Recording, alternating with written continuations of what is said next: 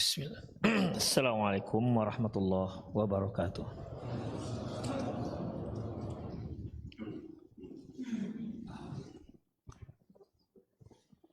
Innal hamdalillah nahmaduhu wa nasta'inuhu wa nastaghfiruh wa na'udzu billahi min shururi anfusina wa sayyiati a'malina may yahdihillahu fahuwal muhtadi wa may yudlil falan tajida lahu waliyan mursyida.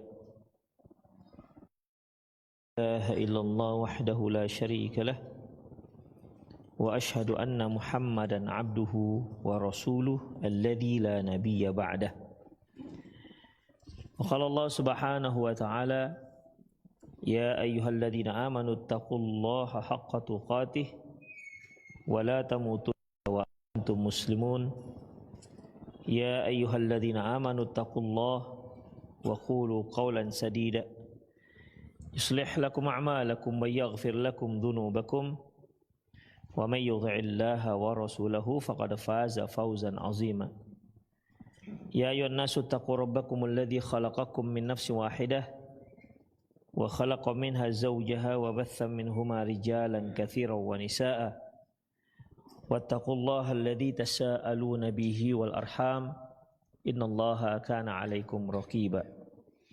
Amma ba'du, inastaqal hadithi kitabullah wa khairal hadi hadi Muhammad sallallahu alaihi wasallam wa syarrul umur muhdatsatuha wa kullu muhdatsatin bid'ah wa kullu bid'atin dhalalah wa kullu dhalalatin finnar.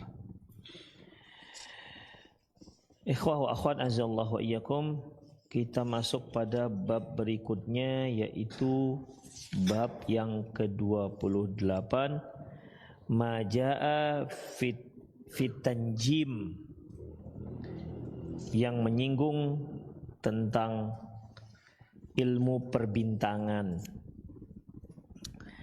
Kalau bintang kita sudah faham, yaitu benda-benda yang kita lihat di langit.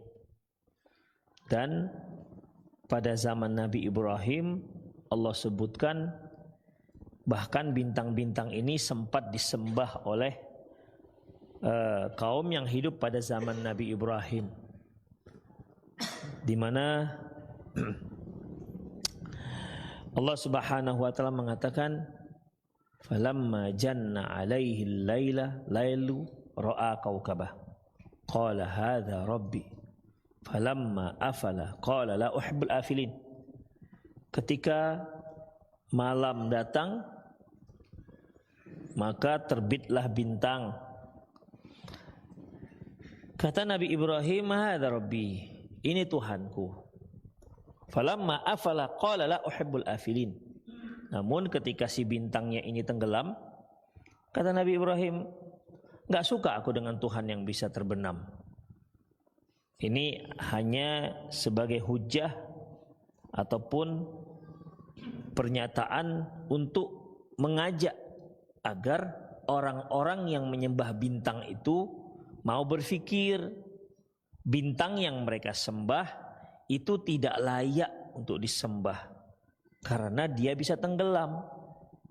Demikian, karena makhluk yang lebih besar daripada bintang, lebih terang daripada bintang itu ada, seperti bulan dan matahari. Kemudian ikhwah, ada juga orang-orang yang meyakini hal-hal yang terkait dengan bintang, susunan-susunan bintang yang ada di langit. Dan ada juga yang meyakini bahwasanya pergerakan bintang yang di langit itu justru berpengaruh dengan kejadian-kejadian yang ada di muka bumi. Kejadian-kejadian yang ada di muka bumi. Mungkin para ikhwah pernah ingat sebuah hadis ketika terjadi gerhana matahari. Rasulullah pernah bersabda, sesungguhnya terjadinya gerhana matahari itu bukan dikarenakan lahirnya seorang pembesar ataupun bukan dikarenakan meninggalnya seorang pembesar, yaitu merupakan fenomena alam yang ditunjukkan oleh Allah Subhanahu wa taala kepada manusia. Allah menunjukkan kekuasaannya. Dan itu semua kejadian-kejadian yang di langit, yang dimana tidak ada hubungan dengan kejadian-kejadian yang ada di muka bumi. Oleh karena itu ikhwah, ada yang disebut dengan an-nujum ataupun ilmu bintang. Tapi ahli nujum yang biasa kita kenal itu lebih kepada sihir, yang meyakini bahwasanya gerakan-gerakan bintang, peredaran bintang ataupun tersusunnya beberapa bintang itu sangat terkait dengan kejadian-kejadian yang ada di muka bumi atau terkait dengan nasib seseorang, takdir seseorang ditentukan oleh bintang-bintang itu. Demikian ikhwah. Namun ada juga kan memang ilmu perbintangan, ilmu astronomi ya. Ilmu astronomi di mana yang dipelajari itu adalah memang benda-benda langit, pergerakan-pergerakannya. Bahkan sekarang sudah ditemukan lagi planet yang kalau dulu waktu saya masih SD planet yang paling jauh Pluto kan. Nah, sekarang sudah temukan beberapa planet lagi. Artinya mereka mengamati angkasa ya, bagaimana pergerakannya, orbitnya, termasuk juga meteor-meteornya, tapi sama sekali tidak mengkaitkan dengan kejadian-kejadian yang ada di muka bumi. Itu ikhwah. Makanya mempelajari ilmu perbintangan itu terbagi dua. Pertama yaitu ilmu ta'thir. Ilmu ta'thir ini yaitu ilmu yang mempelajari gerakan-gerakan benda yang di langit yang diyakini memiliki pengaruh di muka bumi, yang diyakini ada kaitannya dengan kejadian-kejadian yang terjadi di muka bumi. Ini ikhwah rahimanallahu wa iyyakum. Ilmu ini tidak dibenarkan oleh Islam, bahkan termasuk ilmu sihir. Termasuk ilmu sihir. Mungkin para ikhwah pernah ingat tentang bagaimana ketika Raja Heraklius melihat bintang, karena dia juga termasuk ahli nujum, di mana dengan gerakan bintang yang dia amati bahwasanya dari situ dia bisa mengartikan bahwa sudah lahir nabi yang terakhir. Sudah lahir nabi yang terakhir. Kemudian dia juga sharinglah dengan para ahli-ahli nujum yang lain. Ya, seleting dengan dia. Ternyata mereka setelah mengamati bintang, mengamati benda-benda langit, mereka memiliki pendapat yang sama persis seperti Heraklius. Itu ikhwah, ya. Dan ternyata kan memang betul. Memang betul sudah lahir nabi yang terakhir. Walaupun dia memang betul, tapi ilmu seperti ini tidak dibenarkan dalam Islam. Ya. Karena Rasulullah sallallahu alaihi wasallam pernah mengatakan, "Maniktabasa ilman minan nujum." Barang siapa yang mempelajari ilmu nujum, nujum itu dari an-najm yaitu bintang. Nujum yaitu jamak. Barang siapa yang mempelajari ilmu nujum, iktabasa syu'batan minas sihir, zada mazada. Barang siapa yang mempelajari sebahagian ilmu nujum, berarti dia telah mempelajari sebahagian ilmu sihir. Semakin kuat ilmu nujumnya, berarti semakin kuat juga ilmu sihirnya. Ilmu nujum yang dimaksud ini adalah pengetahuan terkait yang mengkaitkan pergerakan-pergerakan benda langit itu dengan kejadian-kejadian yang ada di muka bumi. Demikian ikhwah, ini tidak dibenarkan. Demikian ikhwah. Jadi seperti Heraklius itu kan biasa penduduk kota Mekah ini kan memang profesinya berdagang. Allah Subhanahu wa taala sebutkan dalam Al-Qur'an, li'ila fi Quraisy ila fihim rihlatash syita'i was-saif. Jadi salah satu nikmat yang Allah berikan kepada penduduk orang-orang Quraisy ini, mereka itu pedagang. Rihlatash syita'i was-saif, yang mereka berdagang pada waktu syita, yaitu musim dingin, wasaif dan musim panas. Hanya mereka tahu, ya mereka bisa mengerti bahwasanya kalau musim dingin mereka akan berdagang ke daerah Yaman karena dinginnya Yaman, musim dingin Yaman tidak terlalu dingin. Kalau mereka berdagang di musim panas, mereka perginya ke Syam. Ya, ke Syam, tempat Heraklius berkuasa, Romawi pada waktu itu.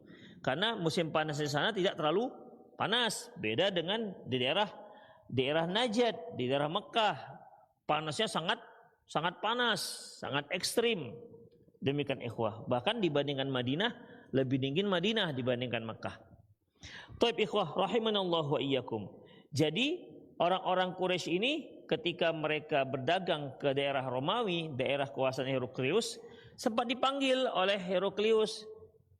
Yang dipanggil pada waktu itu adalah Abu Sufyan. Waktu itu belum masuk Islam.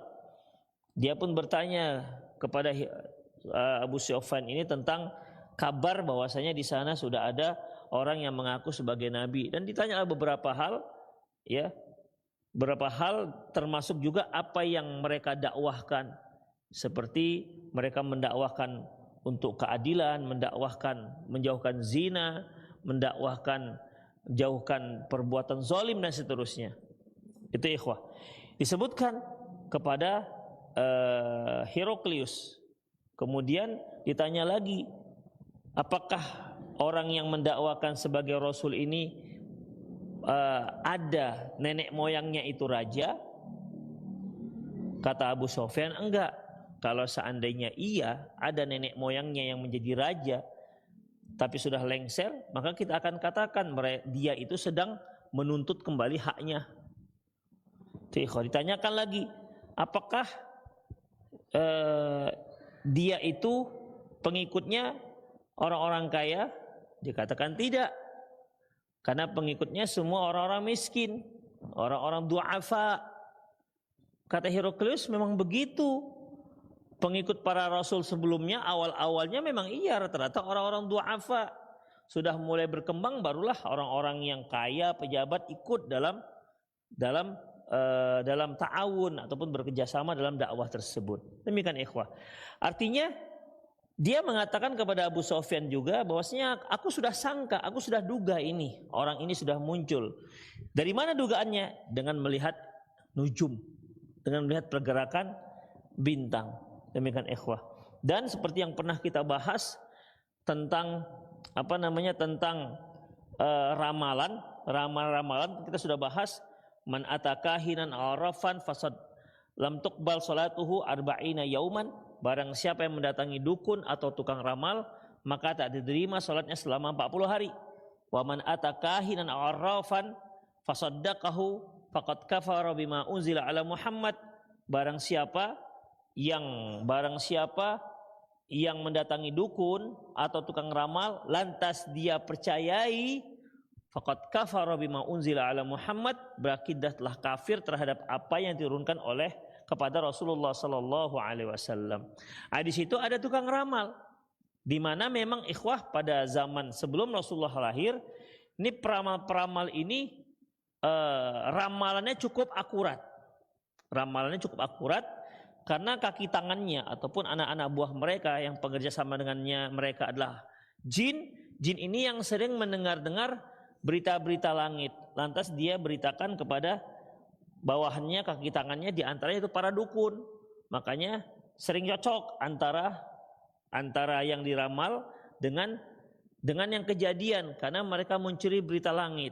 Tapi di saat Rasulullah SAW lahir, maka tidak dibolehkan lagi, ya, dijaga langit. Wa anna kunna naq'udu minha maqa'ida lis-sam'. Faman yastami'il ana yajid lahu shihaban rasada. Wa anna kunna naq'udu minha maqa'ida lis-sam'. Kami dahulu ada tempat duduk-duduk kami di langit. Maksudnya mau sambil curi-curi berita langit. Faman yastami'il ana yajid lahu shihaban rasada. Tapi sekarang yang mau berani mencuri-curi akan dilempar dengan bintang api. Demikian ikhwah. Makanya tidak seakurat dulu. Kalau dahulu tukang-tukang sihir luar biasa ikhwah. Sampai puncaknya yaitu pada zaman Nabi apa? Nabi Musa. Itu puncak kejayaan sihir. Ya, puncak kejayaan sihir. Itu ikhwah pada zaman Nabi Musa, di mana tukang-tukang sihir ini semakin hebat sihirnya, maka dia semakin dekat dengan Fir'aun, menjadi orang-orang yang terdekat Fir'aun. Itu ikhwah. Makanya ketika Nabi Musa alaihissalam melempar tongkatnya menjadi ular, itu dianggap sihir oleh Fir'aun. Ketika itu Fir'aun mengatakan, qala ajitana litukhrijana min ardina bisihrika ya Musa falanatiyannaka bisihrin mislih faj'al bainana wa bainaka mau'idan la nukhlifu anta wala nahnu la nukhlifu anta wa anta la nukhlifu nahnu wala anta makan suwa. Kata Fir'aun, Musa, kamu datang kemari mau mengeluarkan kami dari Mesir dengan sihir kamu. Kalau gitu kita akan janjian saja, kita akan tanding. Jadi tandinglah tukang-tukang sihir, buat janjian tanggal berapa, hari apa, ya. Nanti akan kita berhadapan kamu dengan tukang-tukang sihir. Luar biasa ikhwah. Kata Nabi Musa, qala mau'idukum yaumuz zinah wa ayyuhsyaran nasu duha. Bahwasanya pada hari zina, hari berhias. Jadi Allahu alam, kemungkinan maksudnya hari zina ini hari perhiasan, hari raya mereka. Wa ayyuhsyaran nasu duha, dan kamu kumpulkan semua manusia untuk melihat, masyarakat kamu kumpulkan semua untuk melihat pertandingan ini. Itulah ikhwah rahimanallahu wa iyyakum. Artinya ilmu sihir yang top. Di antara ilmu sihir yang top itu bukan hanya terkait dengan masalah urusan kerjasama dengan jin, santet menyantet, kemudian bukan hanya itu, tapi terkait juga dengan tukang ramal, dan juga terkait dengan ilmu pergerakan bintang. Ini yang disebut dengan ilmu ta'thir. Ta'thir itu artinya ada pengaruh, berpengaruh. Jadi pergerakan bintang yang ada di langit itu diyakini memiliki pengaruh terhadap kejadian-kejadian yang ada di muka bumi. Itu ikhwah, kejadian-kejadian yang ada di muka bumi. Kemudian ikhwah rahimanallahu wa iyyakum, kalau kita lihat di Indonesia, ya, ilmu ini ya seperti ilmu zodiak lah, yang sebenarnya kan sudah lama sekali. Saya semenjak kecil sudah ada ini ilmu zodiak ini. Bahkan sempat tren masing-masing orang itu bukan hanya tahu tanggal, bukan hanya tahu tempat tanggal lahir dan tahun lahir, tapi dua sekalian dia mengetahui apanya? Biasanya kalau biodata, nama, tempat tanggal lahir, kemudian iya, bintangnya. Itu dia. Dan ini selalu ditanya. Tapi sekarang seperti udah nggak tren lagi, ya, nggak happening lagi, udah nggak laku. Tapi dulu sempat. Pokoknya kalau sudah ditanya, yang ditanya nama, kadang-kadang pun tempat dan tanggal lahir nggak lagi ditanya. Paling ditanya usia, kemudian bintangnya apa. Itu dia. Bintangnya apa. Jadi itu dianggap suatu tren pada waktu itu, terutama di kalangan anak-anak muda. Demikian ikhwah. Oleh karena itu, majalah-majalah yang ada mencantumkan bintang-bintang, ya, zodiak di majalahnya, itu pembahasan yang cukup tinggi ratingnya, kira-kira kalau dia bahasa perfilmannya, TV-nya itu tinggi ratingnya, sering dikunjungi orang terkait dengan zodiak ini ikhwah. Dan ini termasuk ilmu perbintangan yang diharamkan, ya, bahkan bisa jatuh kepada kekufuran. Demikian ikhwah rahimanallahu wa iyyakum. Ya, makanya harus berhati-hati, dan alhamdulillah sekarang sudah nggak gitu jadi perhatian anak-anak muda sekarang masalah bintang-bintang seperti ini. Kemudian ikhwah rahimanallahu wa iyyakum, selanjutnya ilmu ta'thir ini ikhwah juga ada dua. Satu, meyakini bahwasanya bintang-bintang inilah yang menentukan kejadian-kejadian yang ada di muka bumi. Oh jelas ini syirik besar kan? Ya, syirik besar. Ini munculnya ya karena yang kita sebutkan tadi itu, orang-orang yang meyakini bahwasanya Tuhan itu ada bintang-bintang. Demikian. Jadi karena mereka melihat pergerakan bintang, mereka pelajari bintang-bintang, mereka menganggap bintang-bintang itulah yang menentukan kejadian-kejadian, bukan Allah Subhanahu wa taala. Bintang-bintang inilah yang menentukan kejadian-kejadian apa yang terjadi di muka bumi. Maka dalam masalah ini jelas kufur, ikhwah. Ini kufur, ini bisa murtad kalau seperti ini. Ada yang meyakini seperti ini. Kemudian ikhwah, ada lagi jenisnya yaitu masih ilmu ta'thir, ya, pengaruh bintang-bintang terhadap kejadian di bumi, yaitu bintang-bintang ini hanya seperti apa namanya, kode-kode gitulah, kode-kode. Bahwasanya kalau seperti ini begini. Gugus bintang itu apa namanya? Narasi apa? Rasi, ya, rasi bintang-bintang yang akhirnya setelah disambung-sambung nanti dia jadi kepiting. Disambung-sambung nanti jadi kalajengking, ya kan? Setelah disambung-sambung nanti jadi apa lagi? Hah? Ikan. Mana ada ikan? Ada ikan?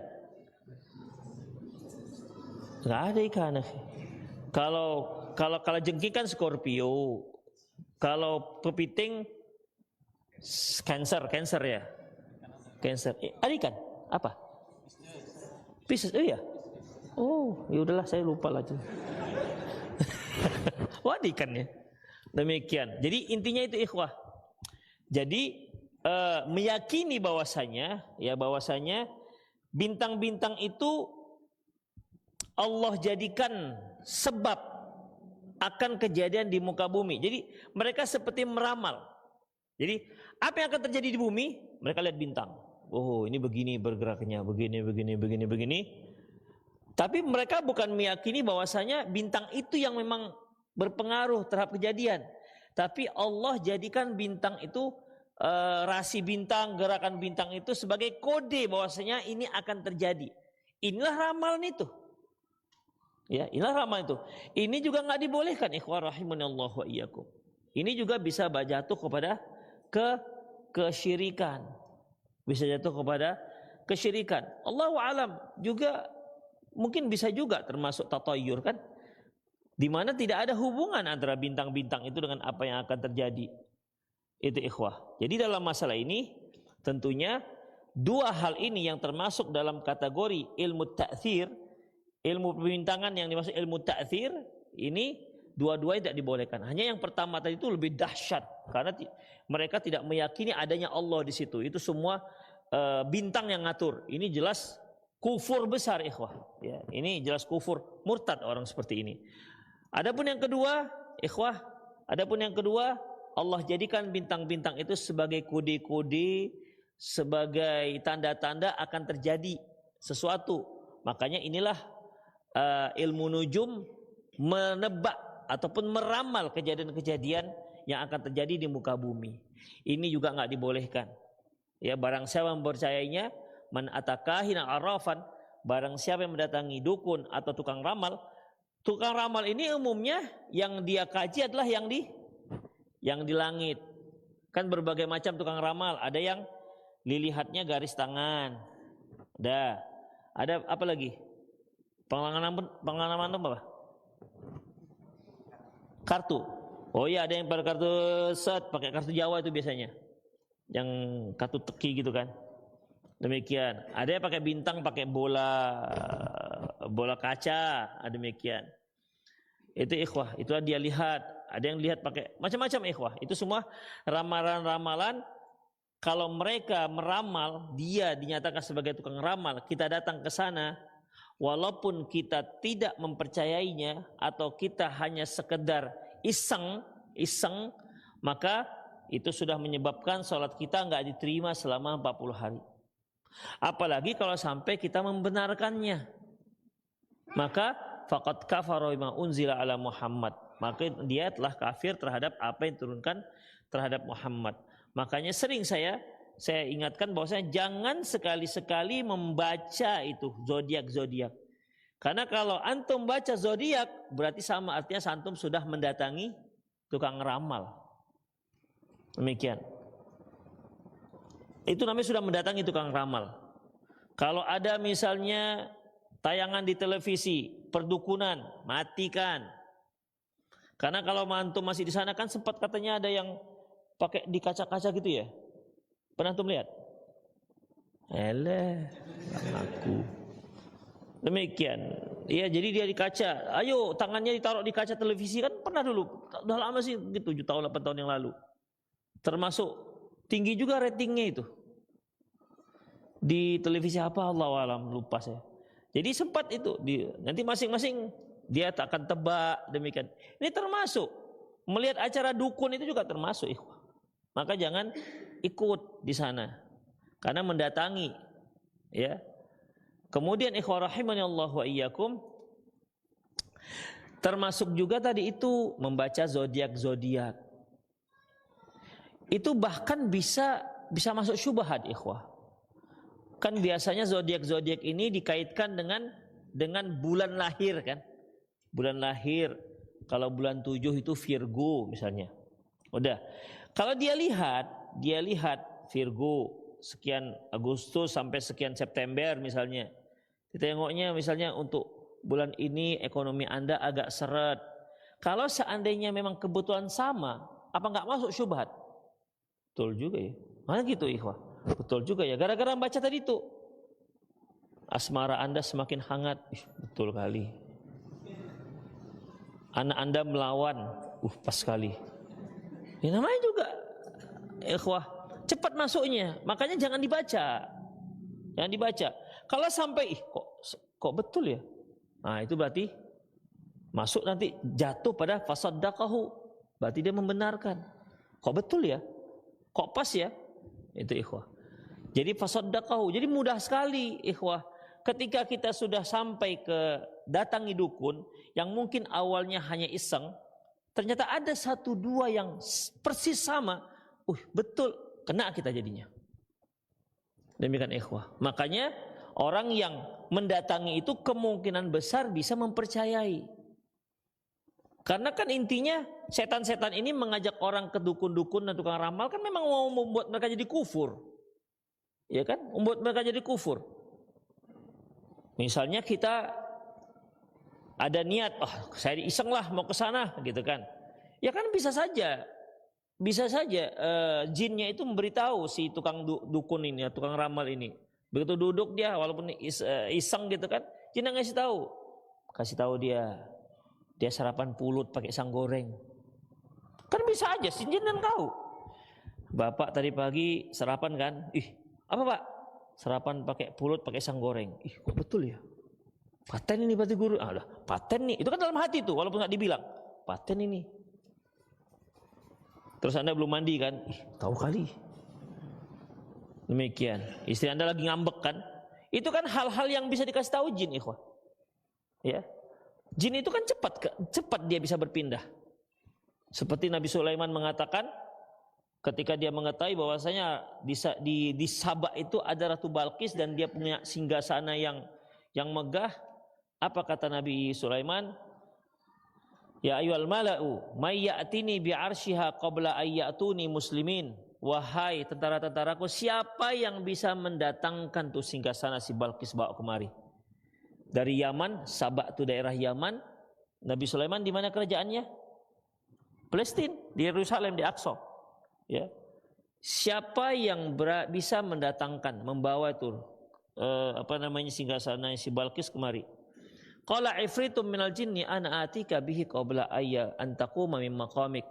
Kata jin ifrit, saya bisa. Saya sudah mendatangkan singgasana itu sebelum Anda bangkit dari berdiri. Ada juga menyebutkan sebelum Anda selesai dari majelis Anda ini. Sebelum Anda bubar dari majelis ini, singgasana sudah sampai. Bayangkan berapa ikhwah? Begitu cepatnya kan? Dari Yaman ke Palestina. Itulah kecepatan jin. Jadi kalau dia tahu ke antum kemudian langsung sampai ke tukang ramalnya dia ngasih tahu semua, ya satu hal yang biasa-biasa aja. Kemudian dia katakan, sering kena ganggu kan? Iya, di belakang rumahmu tuh ada pohon durian kan? Pohon durian kan? Ah, di situ ada penghuninya. Bisa aja dia katakan seperti itu. Ih, kok betul ya pohon durian? Sudah 5 tahun nggak buah kan? Bisa. Namanya kan jin, namanya juga jin, bisa aja. Yang begitu-begitu kan ikhwan membuat kita semakin yakin. Ih, iya juga, kok betul semua, betul semua. Padahal dia nggak pernah ke rumah saya. Begitu ikhwan. Ya setan itu akan berupaya membuat manusia seperti itu supaya dia yakin. Ketika yakin, betul ini, paten ini dukunnya, kena dia. Fasaddaqahu. Jadi gitu jadinya. Berarti dia telah membenarkan. Demikian. Jadi setelah dia tahu kasih muqaddimah yang menakjubkan begitu kan, berikutnya tinggal mudah untuk menyeretnya. Mempercayai perdukunan ataupun ramalan-ramalan ini. Itulah ikhwah rahimanallahu wa iyakum. Makanya mendatangi saja itu sudah diancam keras oleh Rasulullah SAW. Lam tuqbal salatuhu arba'ina yauman. Tak diterima salatnya selama 40 hari. Itu ikhwah, selama 40 hari. Itu datang saja iseng, gak ada ngapa-ngapain. Karena apa ikhwah? Datang itulah awal daripada membenarkan. Awal daripada membenarkan. Itu ikhwah rahimanallahu wa iyyakum. Itulah dia. Jadi ilmu nujum ta'thir ini yang ada pengaruhnya. Yang pertama, mereka meyakini bahwasanya yang benda-benda langit itulah yang mengatur semua yang ada di muka bumi. Wah, ini jelas kufur ya, ikhwah. Karena dalam surat Al-A'raf ayat 54 Allah mengatakan wasyamsa wal qamara wan nujum musakhkharatim bi amrih. Matahari, bulan dan bintang-bintang itu tunduk kepada aturan Allah Subhanahu wa taala. Kemudian ikhwah rahimanallahu wa iyyakum, yang kedua ilmu perbintangan ini ilmu tasyir. Tasyir itu mempelajari pergerakan-pergerakannya saja, ya. Orang-orang astronomi ini masya Allah mereka meneliti ini semua, memperhatikan gerakan bintang ini bagaimana. Karena memang kan mereka punya program, punya target. Mungkin antum pernah dengar target nanti mungkin adanya perpindahan manusia ke planet yang lain kalau memang dimungkinkan untuk hidup ketika bumi sudah mulai terlalu penuh, demikian sudah terlalu padat, maka akan diungsikan ke planet. Ini kan wacana, ikhwah. Wacana ini kan nggak ada masalah sih wacana ini. Ya karena hal-hal yang memang bisa dibuktikan secara realita. Kalau seandainya ada pemecah solusi di mana manusia bisa bernafas di sana, bisa ada makanan seterusnya, ya mungkin bisa-bisa aja pindah. Itu minimal wisatanya orang kaya lah kan. Udah bosan dia mau ke New Zealand, mau ke Amerika, mau ke Bali, mau ke mana. Udah bosan dia. Saya mau tamasya ke bulan gitu kan. Padahal lebih indah mana? Bulan apa bumi? Bumi. Iya, karena antum nggak bisa bayar ke bulan. Kalau antum bisa bayar ke bulan, kalau dianggap berapa ke bulan berapa memang tiketnya? 10 miliar katanya satu orang. Ya kalau antum punya duit lebih daripada sekian triliun, 1000 triliun, 10 miliar berapa lah? Mahal itu kan karena kita nggak punya duit, ya kan? Tapi kalau kita punya duit, nggak ada yang mahal. 5.000 perak pun berapa nih Pak? 5.000 mahal kali karena nggak punya duit. Demikian. Tapi kalau punya duit 5.000, 10.000 tak kasih. Nah, kan gitu ikhwah. Jadi sebenarnya mahal dan tidak mahal itu karena kita nggak punya duit aja. Jadi dalam masalah ini ikhwah rahimanallahu wa iyyakum nggak ada masalah memperhatikan mempelajari ilmu pergerakan, orbit. Nah, demikian ikhwah. Ya, itu tidak ada masalah, orbitnya dan seterusnya. Jadi kebiasaan pergerakan bintang-bintang, pergerakan matahari, orbitnya bulan, dan ini ada manfaatnya, terutama bulan dan matahari. Bulan dan matahari itu apa ikhwah? Lita'alamu adadas sinina wal hisab. Agar kalian bisa mengetahui jumlah tahun wal hisab, kan bisa menghisab, bisa menghitung. Ya, bisa menghitung. Allah Subhanahu wa taala mengatakan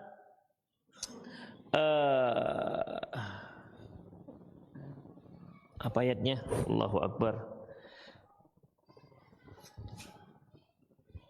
Lupa. Di situ Allah mengatakan bahwasanya Allah menciptakan dalam setahun itu 12 bulan. Apa pangkal ayatnya?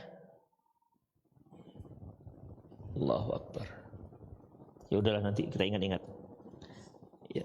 Jadi ini namanya ilmu tasyir, maknanya mempelajari pergerakan-pergerakannya. Dan bagi mereka yang senang dengan ilmu ini, ya memang bagi mereka asyik mempelajari ini. Ya, mereka teropongin satu persatu begitu. Ini gerakannya kemana? Itu ikhwah. Apalagi sekarang satelit yang semakin kuat, semakin banyak, ya kan? Bukan hanya untuk kebutuhan meteorologi dan geofisika, juga terkait dengan masalah persenjataan, terkait dengan masalah mata-mata, itu ikhwah. Jadi masalahnya sekarang kompleks di sana, di angkasa sana, dan itu tentunya dengan memperhatikan angkasa. Orang-orang yang memang gemar dengan memperhatikan tasyir tadi itu, nggak ada masalah ikhwah. Akhirnya nanti Amerika punya NASA-nya, Cina punya apanya? Cina punya apa? Jal. Kalau Amerika NASA, Cina punya apa? Nggak tahu. Sama dengan saya.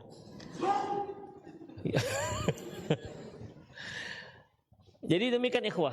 Ya, jadi dalam masalah ini mempelajari hal-hal seperti tak mengapa. Allah Subhanahu wa taala firman dalam surat Yunus ayat 5, "Walladzi ja'ala asy-syamsa dhiyaa'a wal qamara nura." Dialah yang telah menjadikan matahari itu dia bercahaya, wal qamara nura. Antara dia dengan cahaya, dia dengan nur itu sama ikhwah. Antara dia itu bersinar, wal qamara nura, dan bulan itu cahaya. Kenapa dia bedakan? Kenapa Allah bedakan antara matahari disebut dia dan bulan dengan nur? Padahal sama-sama mengeluarkan cahaya. Demikian ikhwah. Dan ternyata memang beda. Kalau dia itu dalam bahasa Arab, memang bendanya itu mengeluarkan cahaya. Ini dia namanya. Itu dia. Tapi ketika dia bercahaya dikarenakan pantulan dari cahaya benda lain, dikatakan nur. Itu dia. Dan ternyata yang betul kan? Bulan itu tidak punya cahaya. Bulan itu tidak menghasilkan cahaya. Cahaya yang ada pada bulan itu adalah cahaya pantulan dari cahaya matahari. Makanya Allah mengatakan huwallazi ja'ala asy-syamsa dhiya'an wal qamara nura. Bayangkan ikhwah, waktu itu belum ada orang ke antariksa sana sehingga mengetahui bahwasanya bulan ini enggak punya cahaya. Ya, bulan enggak punya cahaya. Kalau bintang-bintang gimana? Dia apa nur? Hah? Bisa dia ikhwah. Karena kan kalau di angkasa ini kan seperti bumi itu dia punya orbitnya orbit matahari, ya kan, matahari. Atau ini yang disebut nanti dengan sekelompok yang orbitnya matahari disebut dengan Bima Sakti. Yang Bima Sakti ini banyak lagi yang seperti Bima Sakti yang lainnya, betul-betul yang lain. Sebegitulah luasnya ruang angkasa itu. Itulah ikhwah yang mereka selidiki, ya, itulah yang mereka selidiki. Itu ikhwah. Jadi dalam masalah ini ternyata Al-Qur'an juga sudah memberi clue-nya bahwasanya kalau matahari itu memang cahaya sendiri, tapi bulan enggak cahaya. Dia enggak bercahaya. Dia tidak menghasilkan cahaya. Allah katakan dengan sebutan nur. Ikhwah. Jadi nur itu bercahaya tapi dia enggak menghasilkan cahaya. Cahayanya dari pantulan, ya, cahayanya dari pantulan. Misalnya kalau antum lihat itu, misalnya apa ya? Nih stainless ini bercahaya. Nah itu namanya nur. Kenapa? Dia kan pantulan cahaya. Itu ikhwah. Itulah dia. Di Al-Quran disebutkan ikhwah. Ya. Pada waktu itu belum ada ilmu antariksa. Pada waktu itu belum ada ilmu perbintangan dengan artian mengamati bagaimana pergerakan bintang. Kalaupun sudah ada ilmu nujum, ya, ilmu pergerakan bintang yang mereka itu meyakini punya pengaruh terhadap kejadian-kejadian di muka bumi. Kemudian wa qaddarahu manazila, dan Allah Subhanahu wa taala telah tepatkan tempat-tempat orbitnya, lita'lamu 'adadas sinina wal hisab, agar kalian mengetahui bilangan tahun dan perhitungan waktu. Ma khalaqallahu dzalika illa bil haqq, dan Allah tidak ciptakan itu semua kecuali dengan kebenaran. Yufassilul ayati liqaumi ya'lamun, dan Allah menjelaskan tanda-tanda kebesarannya bagi orang-orang yang mengetahuinya. Itu ikhwah rahimanallahu wa iyyakum. Jadi dengan adanya orbit-orbit itu dipelajarilah, muncullah yang namanya ada bulan, ada tanggal, ya ada tanggal, ada ada tahun. Seperti misalnya, kenapa dikatakan 1 tahun itu harus 12 bulan? Nah, itu kan setelah ada penelitian dan Al-Quran ditetapkan. Kenapa 1 minggu itu 7 hari? Kalau 1 tahun itu kan ikhwah, bumi beredar 1 kali kan, mengedari matahari. Kalau 1 bulan, bulan mengedari matahari, mengedari bumi 1 kali putar. Kalau seminggu, mana yang diputar? Apa yang diputar? Perlu pertanyaan diulang? Enggak kan? Kalau seminggu dapat dari mana tuh 7 hari itu? Hah? Malam dan siang itu kaitannya nanti dengan hari, dengan bulan bisa, dengan tahun juga bisa. Kenapa nggak dibuat saja 1 minggu itu 8, 9 biar banyak sedikit. Jadi kalau 1 minggu itu 10 hari kan berarti kan kita ngajinya 10 hari sekali. Kan lumayan, banyak libur. Kalau kita buat satu pekan itulah hanya 5 hari, berarti kan semakin rapat tuh kajiannya. Karena 5 kan. Harinya misalnya Senin, Selasa, Rabu, Kamis, Jumat, Sabtu. Senin, Selasa, Rabu, Kamis, Jumat. Senin, Selasa, Rabu, Kamis, Jumat. Kalau kita ngaji malam Rabu, berarti kan setiap 5 hari sekali kita ngajinya. Kenapa nggak Allah buat aja 15 hari? 1 pekan. Jadi ngajinya setiap 15 pekan sekali. Ya kan itu nggak capek-capek datang, ya kan banyak. Tambah males.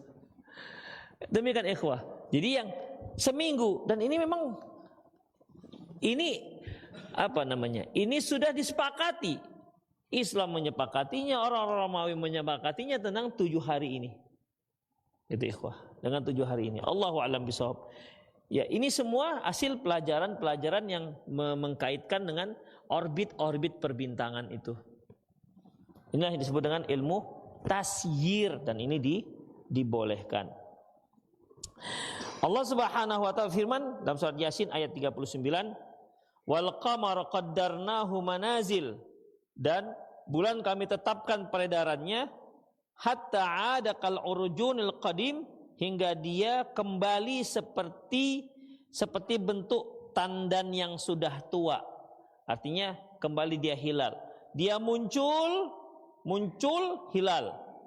Membesar pertengahan jadilah dia purnama. Kemudian berkurang jadi dia kembali hilal. Hilal apa? Bulan sabit. Kemudian menipis, akhirnya dia pun terbenam. Berarti dia 1 bulan. Nanti muncul lagi, hanya memang yang sering menjadi kontradiksinya terkait tanggal 1-nya. Itu seringnya tanggal 1-nya. Demikian ikhwah rahimanallahu wa iyyakum. Tapi begitulah dia. Ya, dan itu jadi hitungan. Ya, itu menjadi sebuah hitungan yang menunjukkan satu bulan. Itu ikhwah rahimanallahu wa iyyakum. Baik, kemudian ikhwah, Allah Subhanahu wa taala firman juga dalam surat Nahl ayat 16, wa alamatin wa bin najmi hum yahtadun, dan dengan petunjuk-petunjuk jalan, rambu-rambu jalan, serta dengan bintang-bintang mereka dapat petunjuk. Ya, kalau kita kan nenek moyang kita kan disebut dengan pelaut. Ya, pelaut, bukan Popeye, bukan. Ya, pelaut ulung. Karena mereka mengarungi samudra luas. Dulu tidak ada kompas. Dari mana mereka tahu? Dari bintang. Demikian ikhwah. Dan demikian juga perjalanan mereka di daratan, mereka melalui bintang. Pernah satu hari ikhwah, ketika para sahabat pulang atau pergi dari satu peperangan, di mana ketika mendekati subuh ternyata mendung. Kalau sudah mendung kan berarti tertutuplah bumi, tertutuplah langit. Gak tahulah mereka menghadap kemana kiblatnya. Hingga akhirnya masing-masing mereka sholat sesuai dengan keyakinannya masing-masing, mana arahnya. Sehingga para sahabat ada yang sengaja membuat garis kemana dia mengarah. Ketika hari sudah terang, berarti kan terbitlah matahari. Terbit matahari kan berarti sudah tahu di mana arahnya. Akhirnya mereka pergi ke tempat mereka sholat kemarin.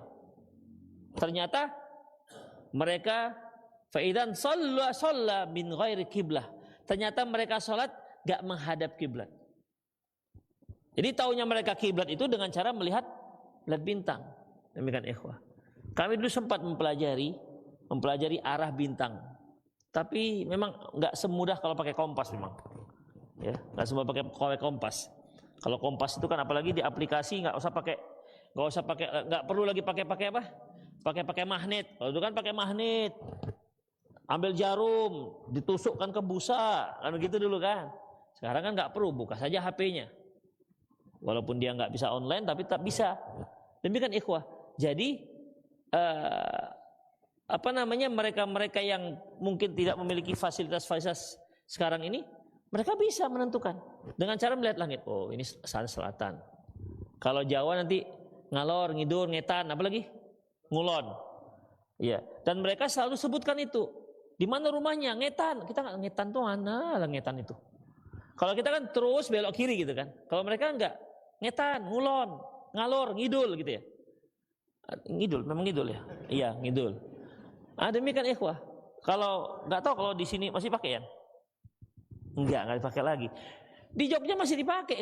Kalau kita jawab rumah si mana? Oh, ngidul katanya. Kita harus mikir lagi kemana lagi ngidul ini. Mikir. Kenapa nggak tunjukkan lurus Pak, belok kanan, keselesaikan ceritanya. Dia ngidul. Dia nggak pakai tunjuk-tunjuk ngidul. Dia nanti sebelah ngetannya itu deh. Dia repot kita jadinya. Karena nggak terbiasa. Bagi mereka arah itu sudah biasa. Arah itu sudah menjadi sesuatu yang lumrah bagi mereka. Demikian ikhwah. Oke, kita kalau di sini tahulah kita mana timur mana barat, mana selatan ikhwah. Kan langsung kan. Pak, mana selatan Pak? Nggak tahu apa nih. Karena nggak orang sini. Mana selatan? Langsung tahu orang sini. Lahir di sini dia. Demikian, karena biasa. Ya kita kalau berada di satu tempat di Medan lah kita, tiba-tiba satu tempat. Mana timur? Ya kita nggak tahu kan. Tapi di Jawa ikhwah biasa, mereka biasa. Kenapa? Selalu bicara masalah selatan, utara, timur, barat. Itulah ikhwah rahimanallah wa iyyakum, ya. Dan itu kalau malam orang-orang yang biasa tidak menggunakan alat seperti kompas, mereka bisa melihat langit. Ikhwah kemana arahnya. Taib ikhwah azza wa iyyakum. Dalam sebuah hadis dari Imam yang diriwayatkan oleh Imam Bukhari, di mana Qatadah rahimahullah berkata, ya, Qatadah rahimahullah berkata bahwasanya khalaqallahu hadhihi nujum li thalathin. Allah menciptakan bintang-bintang ini tujuannya untuk 3 hal. Yang pertama, zinatan lis-sama, sebagai penghias langit. Ya, sebagai penghias langit. Ya, jadi kalau kita lihat langit banyak bintang yang gemerlap ya. Bintang gemerlap. Berkelip, bintang berkelip. Bintang yang berkelip. Bintang apa namanya? Berkedip. Allahu Akbar. Berkedip itu. Kok berkedip? Bintang yang berkelap-kelip gitu. Ya, bintang yang berkelip itu kan suatu keindahan. Makanya ada orang-orang yang menghibur hatinya kalau dia banyak jerawat, ini bagaikan kalau wajah tanpa jerawat bagaikan langit tak berbintang, kata dia. Ya, kata dia karena dia banyak jerawatnya. Tapi kan ikhwah, itulah salah satu fungsi daripada bintang untuk menghiasi, ya, menghiasi.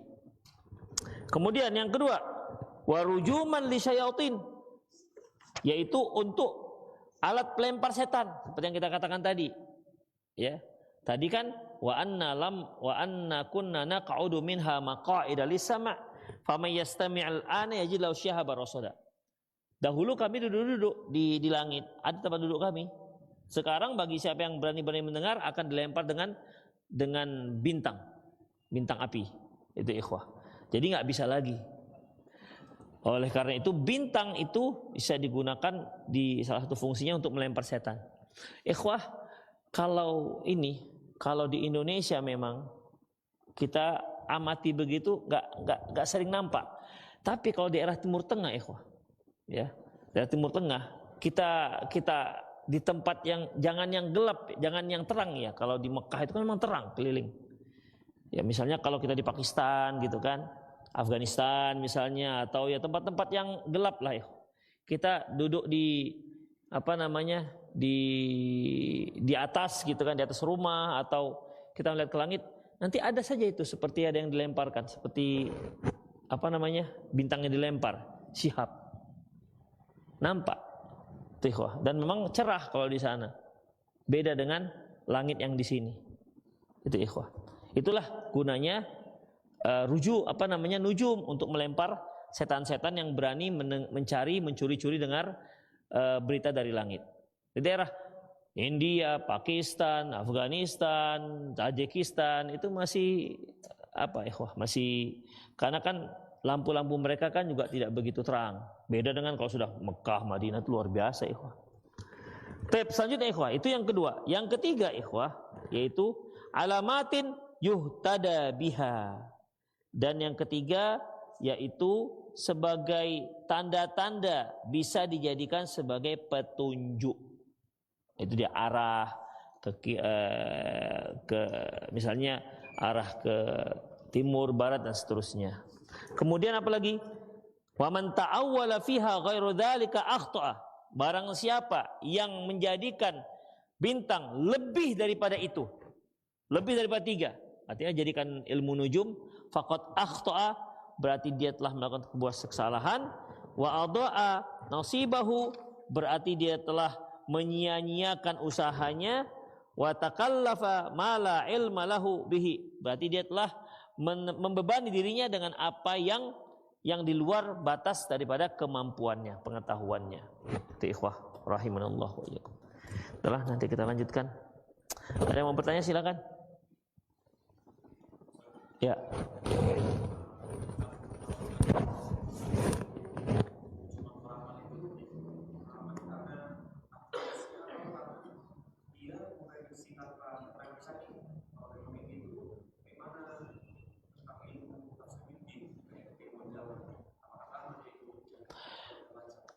Ikhwah rahimanallah wa iyyakum, mengenai takwil mimpi, ya.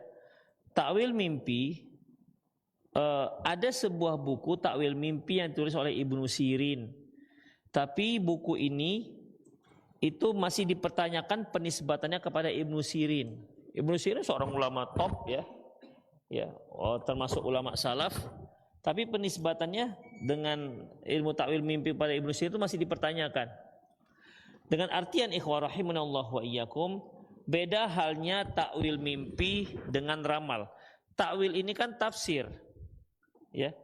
Tafsir, di mana tafsir itu harus ada data. Misalnya ikhwah, kita katakan misalnya wal mutallaqatu yatarabbasna bi anfusihinna thalathata quru. Wanita-wanita yang ditalak maka dia melangsungkan masa iddahnya 3 kali quru. Quru ini apa maknanya? Apa tafsirannya? Tentu kan harus punya data. Sebagian mengatakan quru itu adalah haid, sebagian lagi mengatakan quru itu maknanya adalah suci. Jadi ada yang menyebutkan 3 kali suci, ada yang menyebutkan 3 kali haid. Tapi quru itu datanya seperti itu maknanya. Barulah itu dikatakan tafsir. Jadi tafsir itu ada datanya. Makanya ketika Quran ditafsirkan, Quran bisa ditafsirkan dengan ayat dengan ayat. Ayat dengan hadis juga bisa ditafsirkan dengan ayat dengan perkataan para sahabat. Bisa. Itu dikarenakan ada data. Tapi kalau ilmu mimpi ini takwil mimpi, boleh nggak? Boleh, asalkan ada datanya. Asalkan ada datanya. Misalnya kalau dia katakan, tadi malam saya mimpi dapat durian. Saya mimpi dapat durian. Ini mimpi baik apa atau mimpi buruk? Mimpi dapat durian. Tergantung juga orang yang suka durian apa enggak. Tapi anggaplah secara umum kan orang-orang Medan itu suka durian. Pasti dia akan katakan ini mimpi baik. Tapi Rasulullah SAW hanya mengajarkan kepada kita apa sikap kita terhadap mimpi baik ini. Itu dia. Pertama, kalau kita mimpinya mimpi baik itu apa ya? Menyenangkan kita. Walaupun yang menyenangkan kita kadang-kadang mimpi itu nggak menyenangkan orang lain. Seperti antum mimpi poligami, itu menyenangkan antum, tapi nggak menyenangkan siapa? Nah, makanya ceritakan ke dia mimpi itu, ya rahasiakan saja.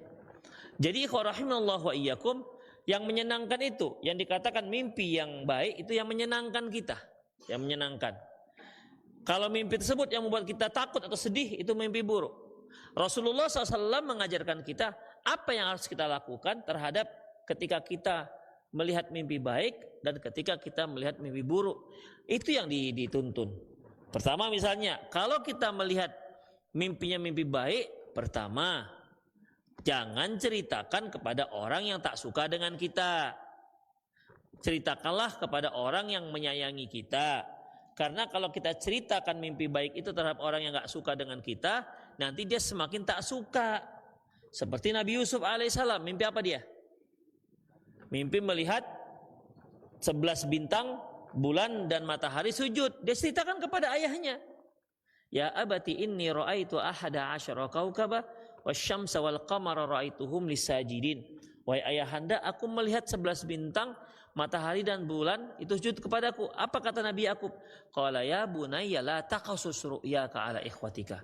Wahai ananda, anak kecilku, jangan kamu ceritakan kepada saudara-saudaramu. Karena Nabi Yakub tahu bahwasanya saudara-saudara Nabi Yusuf itu mulai tidak suka dengan Nabi Yusuf. Jadi kalau diceritakan ini nanti mereka bertambah gak suka. Itu dia. Ceritakanlah kepada orang yang menyayangi dia, seperti Nabi Yakub. Itu dia ikhwah. Kemudian tidak ditakwil kecuali kepada orang yang mengerti takwil mimpi. Nah, ini kan susah mencari orang yang takwil mimpi, yang betul-betul paham tentang takwil mimpi. Itu ikhwah. Beda halnya ketika kita bermimpi mimpi yang buruk. Nah, ini lebih banyak aturannya. Ketika kita mimpi buruk, maka kita mengucapkan a'udzubillahi minasyaitonirrajim 3 kali dan meludah ke kiri. Meludahnya biasa aja, enggak usah pakai dahak. Ya. Nah, gitu aja 3 kali. Kemudian setelah itu ikhwah, merubah posisi. Kalau kita mau melanjutkan tidur, rubah posisi. Kalau mimpi buruknya kita terlentang, kita bisa posisinya menghadap ke kiri atau ke kanan, miring kiri atau miring kanan. Udah, kemudian wudu, baca doa bangun tidur, kemudian wudu, kemudian sholat dan berdoa, ya, berdoa mohon kepada Allah agar dijauhkan dari mimpi buruk ini. Maka mimpi tersebut tidak akan memudaratkanmu. Dan satu lagi, gak boleh dia ceritakan. Apa contoh mimpi buruk, ikhwah? Apa contoh mimpi buruk? Apa Lin? Mimpi buruk contohnya apa? Dikejar-kejar ular, buruk itu ya. Apa aja? Kalau kejar-kejar ular artinya dikejar-kejar janda. Nggak ada gitu. Nggak ada. Demikian ikhwah. Ini mimpi buruk. Ini berarti mimpi buruk. Jadi gimana? Jangan ceritakan. Rahasiakan. Rahasiakan, jangan ceritakan. Itu ikhwah. Karena kalau diceritakan dan ditakwil, kata Rasulullah, mimpi itu bagaikan benda yang sedang dicengkram burung. Kalau dia ditakwil berarti sudah lepaslah dan tidak akan terjadi. Tuh ya, demikian. Jadi itu yang itu yang menjadi utama target Rasulullah terhadap mimpi baik atau mimpi buruk. Adapun dia tidak targetkan mengenai takwilnya. Ya. Tidak mentargetkan mengenai takwilnya. Itu bedanya antara ramal dan takwil mimpi. Ramal ini kan memang tidak ada dasarnya. Apa data dia mengatakan bahwasanya kamu akan sukses? Apa datanya? Kalau hanya melihat garis-garis tangan, ini katanya ini dulu waktu saya SD apa? Ini M, ini M. Ini kata M, ini ada garis ini M. Oh miskin ini. Demikian ikhwah. Jadi dalam masalah ini ya bisa-bisa saja yang namanya garis-garis ini ikhwah. Ya, maka tidak dibenarkan. Itulah bedanya antara ramal. Kalau ramal itu nggak ada dasarnya. Kalau dia mimpi masih ada dasarnya. Apa itu? Mimpinya sebagai tak bisa ditakwil. Namun pada orang yang memang ahli mentakwil, nggak boleh pada sembarangan orang. Itu ikhwah. Allahu a'lam bishawab.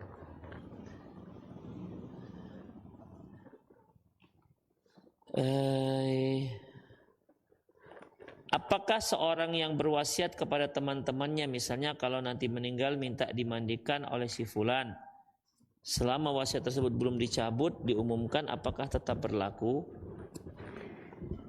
selama wasiat tersebut? Ikhwah, boleh wasiat begitu, ya. Nanti kalau saya meninggal dunia, nanti fulan yang memandikan itu wasiat dia. Nah, tinggal apakah orang yang diwasiatkan wajib untuk melaksanakan wasiat ini? Gimana? Dia nggak pernah cerita kepada orang diwasiatkan. Misalnya ada yang wasiat, kalau saya meninggal saya minta dimandikan oleh si fulan. Si fulan itu nggak tahu menahu tentang masalah ini. Dia juga nggak pernah pesan, nanti kalau saya meninggal ente yang mandikan ya. Kan bisa aja, enak kali, capek, kalau saya jauh gitu kira-kira. Kan bisa terima atau tidak. Sekarang masalahnya kalau ternyata dia meninggal dunia dan dia sudah berwasiat seperti itu, kira-kira apa hukumnya bagi orang yang menerima wasiat untuk melaksanakannya? Atau kalau saya meninggal, tolong Parlin lunasi hutang-hutang saya. Apa hukumnya dia melunasi hutang-hutang saya? Kamu harus lunasi, aku alat nanti datangi nanti malam-malam gitu. Demikian, nggak wajib. Kenapa? Itu kan tergantung orang yang mau apa tidak. Itu ikhwah. Tapi bolehkah? Boleh, nggak ada masalah. Apalagi misalnya terkait dengan sholat. Jadi para sahabat radhiyallahu anhum, mereka ada berwasiat, seperti Aisyah berwasiat kalau dia meninggal siapa yang menyolatkan, demikian juga Umar kalau dia meninggal siapa yang menyolatkan. Itu boleh wasiat seperti itu, sehingga orang yang paling berhak untuk menyolatkan si mayit adalah orang yang mendapat wasiat, ya, orang yang mendapat wasiat. Tapi ikhwah, sebaiknya ketika antum berwasiat, wasiat itu lihat kondisi. Misalnya antum berada di tempat yang memang sunnah itu sangat masih langka, sementara penyelenggaraan jenazah di sana masih banyak bid'ah-bid'ahnya misalnya, ya, dan yang menegakkan sunnah baru sangat sedikit, antum boleh berwasiat, karena kalau nggak berwasiat nanti masyarakat yang melaksanakan dengan cara bid'ah-bid'ahnya. Kalau apalagi kita di Indonesia, kalau saya wasiat nggak ada berani yang nentang. Wah, nanti kualat kita ini. Katanya kawan-kawan ngajinya aja yang menyelenggarakan, itu boleh. Demikian ikhwah. Sama seperti ketika Rasulullah SAW mengatakan bahwasanya innal mayyita la yu'adzabu bibukai ahli. Sesungguhnya mayat itu akan diazab akibat tangisan keluarganya. Aisyah radhiyallahu anha ketika mendengar ini, kata beliau, salah ini, kadzdzaba, artinya salah. Karena Allah mengatakan wala taziru waziratu wizra ukhra. Sesungguhnya seorang tidak akan mengemban dosa orang lain. Ini keluarga yang nangis, kenapa kok si mayit yang diazab? Kan salahnya salah keluarganya. Kenapa diazab? Para ulama mengkompromikan dua ayat dan hadis ini ikhwah, karena hadisnya sahih. Apa kata mereka?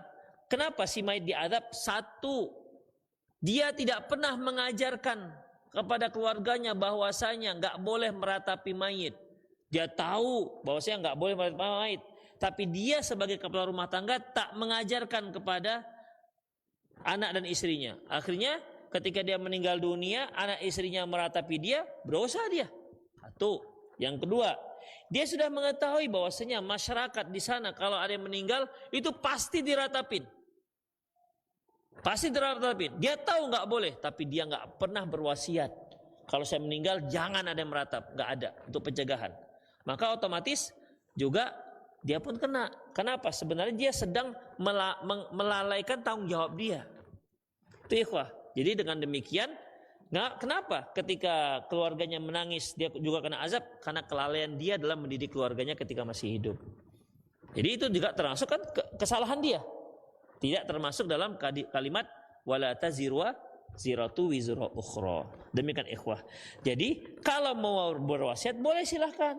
Tapi sebaiknya ketika antum wasiat, taulah orangnya. Jangan rahasia-rahasia aja. Rahasia-rahasianya dibuatnya. Kalau saya meninggal dunia yang menyelenggarakan, sebutkan fulan. Ada 10 disebutkan. Gak ada ceritakan. Dia meninggal dunia. Meninggal dunia, istrinya mengumumkan, bapak telah berwasiat. Kalau meninggal, maka dia akan dimandikan si fulan. Tempatnya di Riau. Fulan di Aceh. Ya nggak bisa ikhwah. Ya nggak bisa seperti itu. Ya orang nggak wajib untuk melaksanakannya. Itu dia. Tapi kalau memang bisa dilaksanakan bagus. Demikian. Allahu a'lam bishawab. Kalau ada yang berwasiat, segera beritahu orangnya. Ya kan bisa saja. Oh saya nggak bisa ikut. Kan bisa aja seperti itu. Demikian. Allahu a'lam bishawab. Ada yang mau nanya lagi? Ya.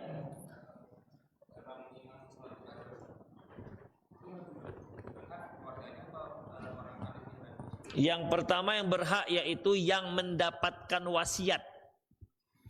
Misalnya antum wasiat, kalau saya meninggal maka yang menyolatkan saya adalah Salman misalnya. Maka Salman orang yang paling berhak menyolatkan daripada siapapun. Saya ada beberapa riwayat, hanya saya lupa. Abu Hurairah berwasiat, Aisyah kalau dia meninggal wasiatnya dia menyolatkan siapa. Umar juga sebut ada beberapa sahabat yang dia berwasiat. Demikian ikhwah. Dah, itu yang pertama. Kalau nggak ada yang wasiat, ya gimana? Kalau nggak ada yang wasiat, maka yang paling berhak setelah itu adalah penguasa setempat. Kalau kebetulan ada yang meninggal di Masjid Abu Bakar, Pak Jokowi ada di sini, maka dialah orang yang paling berhak untuk jadi imam.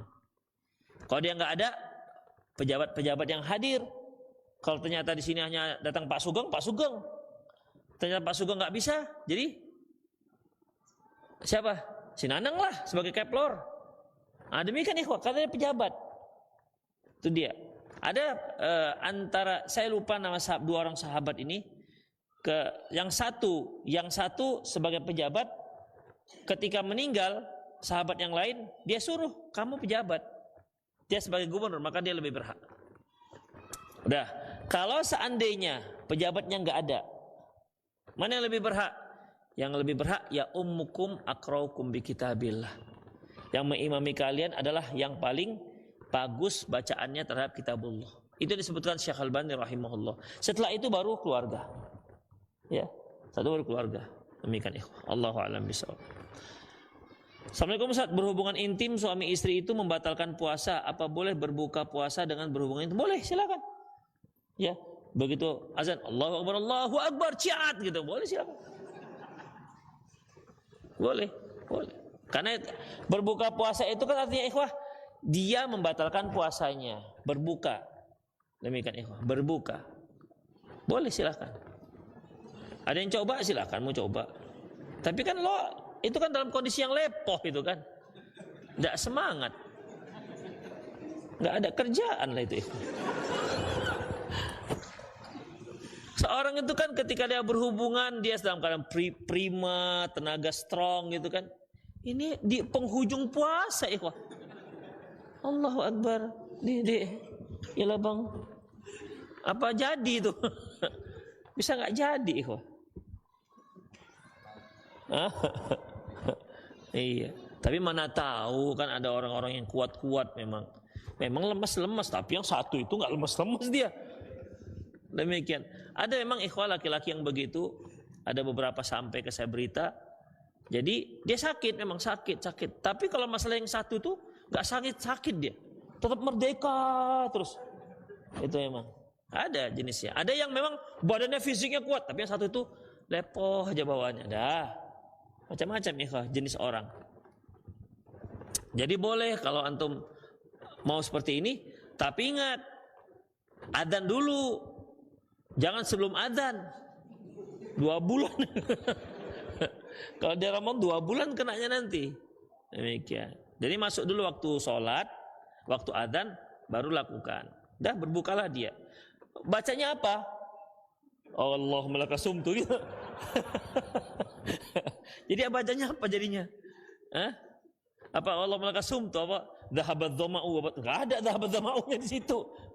Ya. Apa bacanya ikhwah jadinya? Allahumma jannibin lah jadinya, enggak ada di situ doa buka puasa.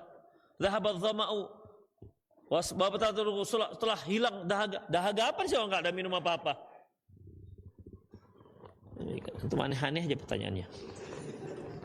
Baik, selanjutnya ikhwah. Ada yang mau langsung?